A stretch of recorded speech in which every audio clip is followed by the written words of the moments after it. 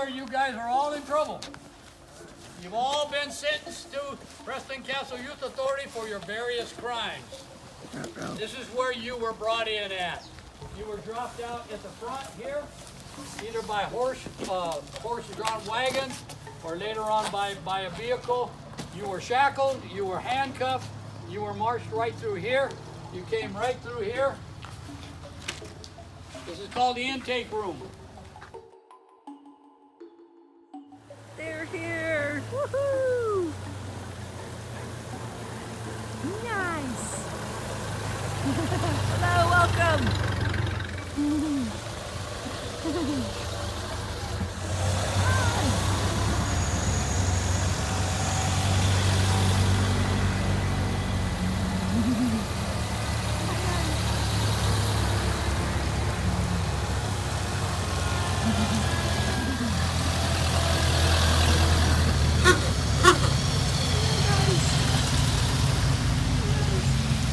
Going on a tour through Preston Castle. It's a very amazing, very historic place. I can't wait to share it with you. Welcome to Preston Castle.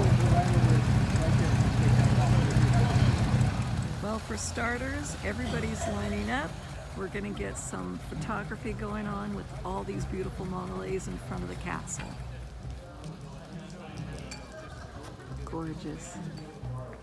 All right, let's go see what it looks like inside. There's Paul.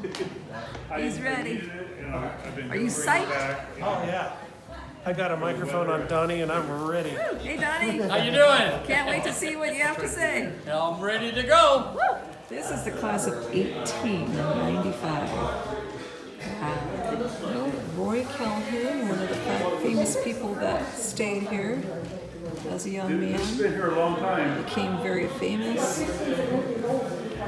Oh, there's the radiator. This is a display Enough of in the some kids' different room. stars that stayed I here don't when they were think it younger was- also. Merle Haggard. still There is a posted. list I would imagine right here of the different people that stayed here. It's nice up That there. later on became movie stars, singers, all kinds of stuff. And you could get married You here. did sports here. It's One amazing. of our, I guess she was checking to see if it was. All right, we're gonna see a little short movie with these plaster walls. Cracked. Look at that ceiling. From all the years of water damage when they took the slate off the roof to sell it, to be able to afford to keep this building when they did. That's the way it looked in the past. Shame. You're not. Alright, so we walk out in the hallway. What's really interesting is those little things up there, all handcrafted. They were put up in shape as far as just plain. They did every single one of them by hand, chiseled them out. And all of the floor tiles here, they were one by one set. Every little piece was set. They didn't come in big squares. They literally placed one little tiny tile at a time. And some things weren't taken, like the marble tile that goes across the threshold and things like that, surprisingly weren't taken when things were stripped. But they were, just as he pulled the trigger, he was aiming for the back of his legs. Just as he pulled the trigger, they hit a bobwire fence, and they went face first. And what does the room look like? They dropped the card, the case. He walked up to that kid, shook his hand, and says, "Thank you for telling the truth. You saved my life." What year was that? Old stairs and an old elevator.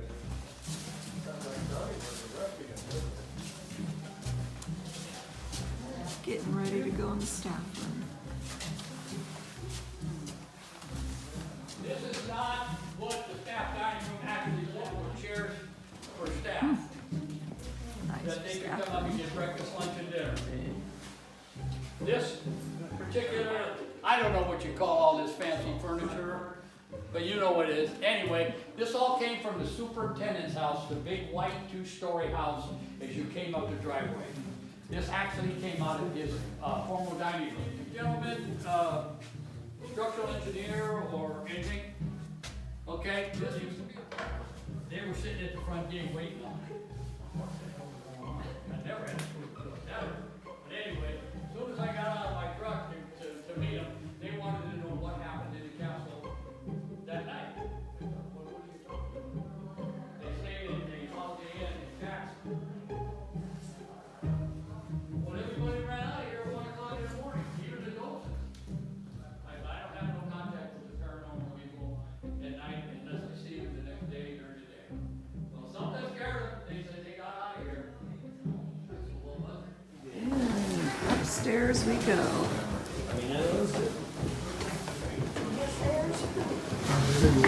Keep on going up. Look out this window. One of the towers. Watch over the guys. Keep going up. Sound right here, right inside this room, right here. Child's room. So when those people saw that, they took pictures. They said, Donnie, we can't wait to get back to the hotel. Yeah, it's one of those They ugly pay dolls. $150 a person to do a paranormal tour here. Okay? I don't know what the cap is.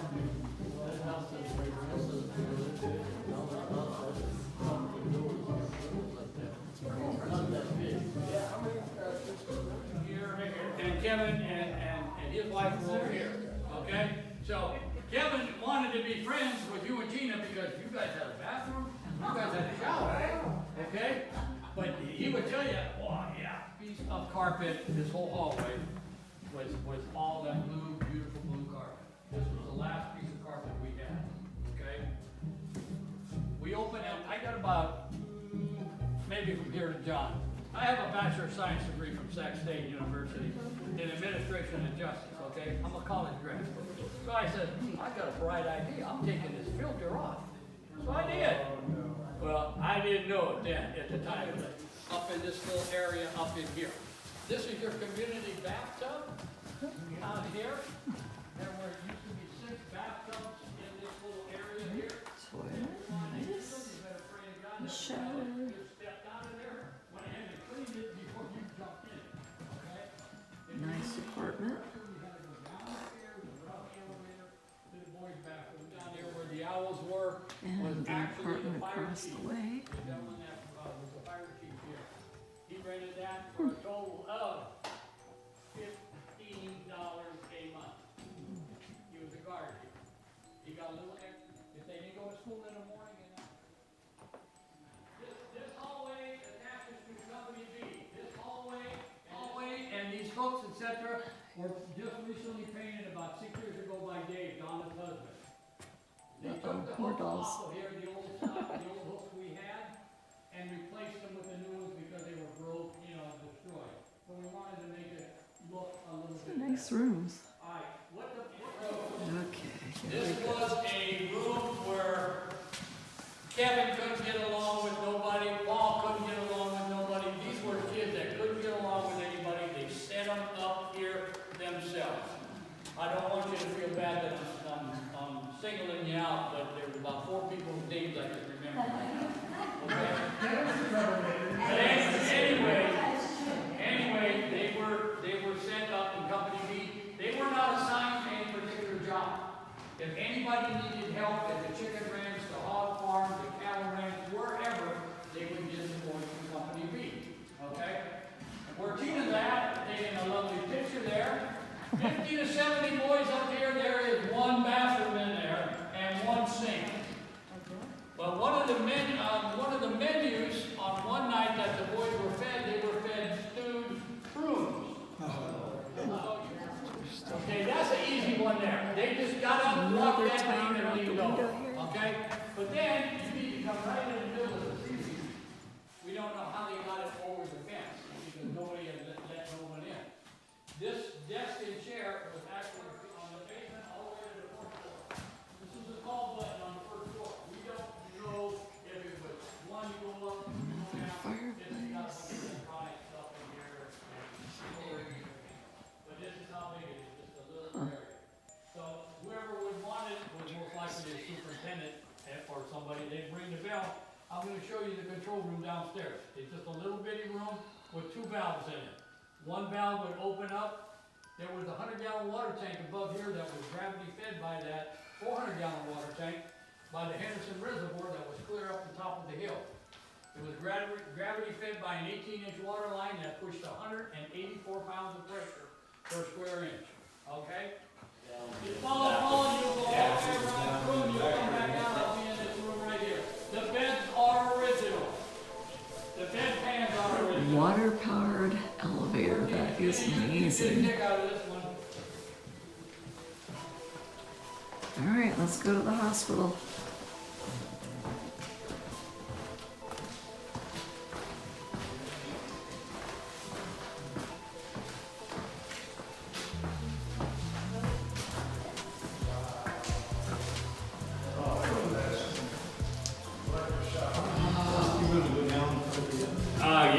Yeah.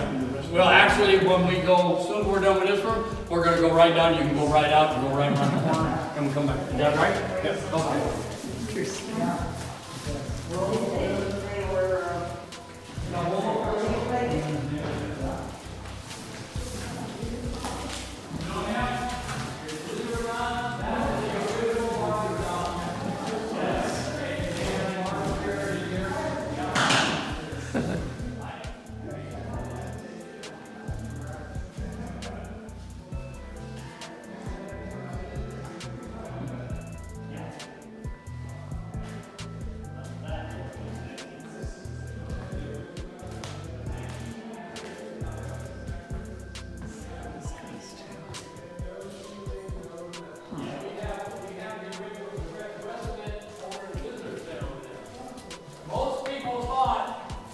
This device was actually, when I pulled this out, everybody said, oh yeah, boy, we know what that is. I said, well then you know the voice.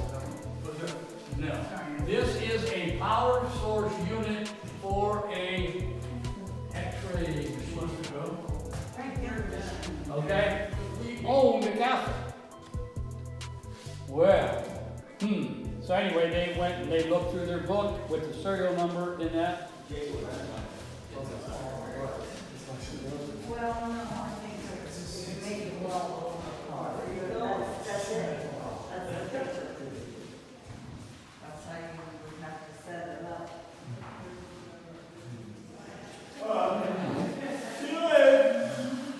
The washrooms. Yeah, I got a cover up everything and all that. I know we have a bunch of other things there. Okay, when you go out, I think I got one or two people might be leaving. So make sure that they can get out, okay, and shut that gate if you need. Yeah, David had to open it for. All the way to the left-hand corner. See where the pillars are? Come down the pillar on the left-hand side. You'll see what's called a gargoyle. It looks like a dog's face sticking out. Right on the end. Follow the tip of the castle. You got it? There used to be one on every corner. It's made out of sandstone, but it's 130 years old. That's the last one that survives. And you see where the circle is?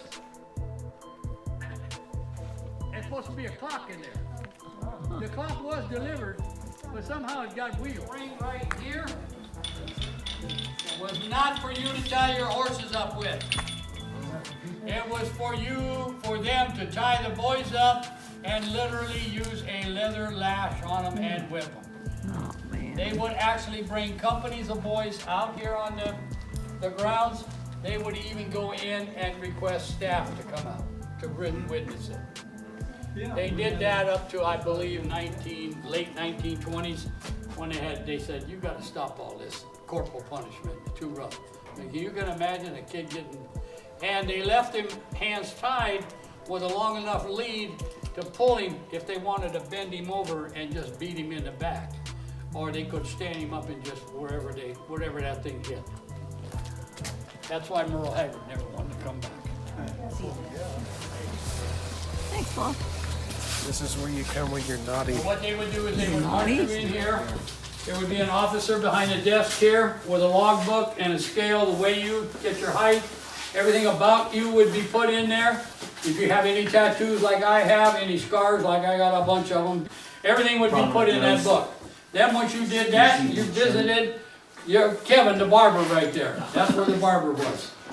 Your head would be completely shaved because a lot of these kids came off the streets hair down to their backs, you know, just dirty. Then the superintendent would actually come down 2 flights of stairs, but they had to run his plumbing for his bathroom. He would come down that one, he would come down this one, and he was, you know, like I said, he would meet and greet you, he would talk to you a little bit, then he would leave. Once you were done with the barber shop, once you were done in here, you were forced to stand right here in the middle of the floor and take all your clothes off. I don't care if you were 10 years old and you were in here with kids 18, 19 years old, you didn't want to, you were too embarrassed, it came off. They threw them in a big pile, and the incinerator was out here on the lawn area where they burned your clothes. Then they took you through this door, through the other door, where you went to the, called a plunge bath. Basically, it's a decontamination pool. Don't ask me what chemical it was, because I had a professor from Sac State, chemistry teacher, gave me a word about that long. She said it's lucky it didn't blind some of the boys. You had to go under the water. If you did not go under the water, they walked that perimeter with big poles. They pushed you under. You know, it wasn't deep enough where you could have drowned. You didn't have to swim, but you had to basically go all the way to the other end where they helped you out. If you had one live bug crawling on you, you came right back and you went for the second trip. They finally said, I believe 1930 or 31, they said, that's it, no more of that. You know, then they went to the powder decontamination. DDT. Yeah. DDT, yeah. So much Yeah. better for Much you. better. But anyway, this particular morning, you know, Kevin, I had a refrigeration guy come, and he told me he could get that unit running. Absolutely. If it didn't run, Dave went all the way. Particular morning, February 23rd, 1950. Anna came to work every morning at 4 a.m. She comes through the front door, she signs the log, signs in. Every morning at 3 a.m., there's always 2 boys in this kitchen, got that fire started in the stove. The staff came in at 6, okay? This particular morning, February 23rd, Anna went to her office, dropped her bookwork off, came here, opened this door, and when she opened this door, she saw something that was not supposed to. She caught the 2 boys in here. She screamed, she said, you can't be doing this, I'm gonna write you up, I have to write you up. One of the kids in here, his name was Eugene Monroe. He was a large African-American kid, 18 years old. The other kid was named William Mercer, 13-year-old Caucasian boy. Well, when he said, Anna said, I'm gonna write you up, she walked out. When she walked out, Monroe said, she's not writing nobody up, I'm gonna kill her. Staff came in at 6, they're waiting, the dumbwaiter's right here. Come, we ain't got no coffee up here yet. They came down these stairs right here. Pot's boiling over, nobody's around. They ran, checked the logbook. Anna signs here. Well, who the hell was supposed to be in the kitchen? It was okay, Monroe and Mercer. Where the hell are they at? 10 o'clock they found Anna's body in that corner. Right after that they got a call. There was a disturbance on the 3rd floor in the cafeteria. It was Mercer. He was just freaking out. So they said, what happened? He said, he killed her. He killed her. He killed her. He said, what do you mean he killed her? He said, he killed her. So they found him a couple hours later. His clothes were just saturated in blood yet. And they said, what did you do? He said, oh, I went to a hog farm and I killed a pig. So they went to the hog farm and they brought out the log. He never, because they have to document everything that they do. He never killed no pig. So they came back here, big investigation. The next day, 635 boys they interviewed. They narrowed it down to 3. Next day they narrowed it down to 2. The next day they arrested him for murder. They took him to Jackson, tried him. Jury came back 11-1, hung jury. Brought him back 2 weeks later, took him back to Jackson again. Same thing, 11-1, hung jury.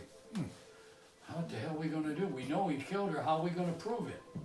One of the guys at the guard says, take him to Sac. We take him to Sacramento, we'll get a conviction in Sacramento. Took him to Sacramento, same thing, 11-1. Every juror said, that voted, not guilty, said you didn't have an eyewitness. Mercer's testimony, we have the first transcript. He was all over the place. He'd tell one story, then they cross-examine him, he'd tell another one.